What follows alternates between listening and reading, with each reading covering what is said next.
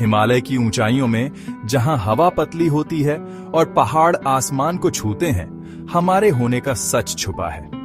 हम अकेले नहीं हैं। हमारे पूर्वज जो हमसे पहले यहां रहते थे और प्यार करते थे, आज भी हम पर नजर रखते हैं। वो हवा में हमें अपनी विजडम सुनाते हैं, हमारे जीवन के सफर में हमारा मार्गदर्शन करते हैं। उनसे जुड़ना किसी प्राचीन मंदिर में कदम रखने जैसा है।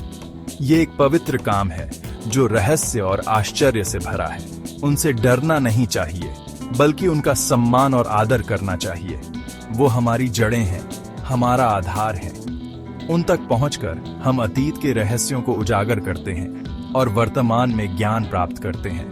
वो हमें कंफर्ट, गाइडेंस और खुद को गहराई से समझने में मदद करते हैं। उनका ज्ञान एक प्रकाश स्तंभ की तरह है जो हमारे मार्ग को रोशन करता है और हमें हमारे असली उद्देश्य की ओर ले जाता है। कभी कभी हमारे पूर्वज हमसे संपर्क करते हैं, कुछ निशानियां छोड़ जाते हैं।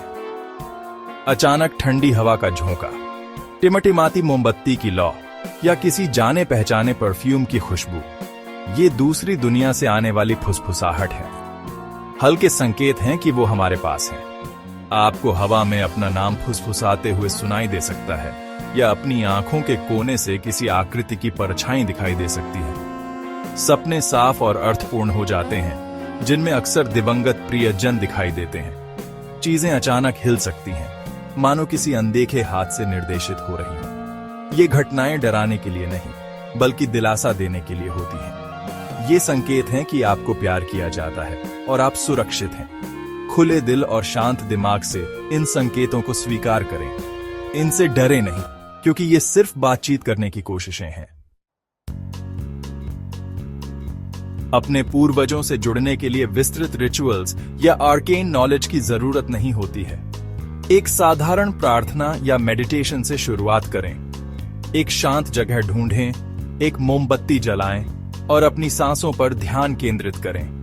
अपने पूर्वजों को अपने आसपास होने का अनुभव करें। उनका प्यार आपको एक गर्म आलिंगन की तरह घेरे हुए है।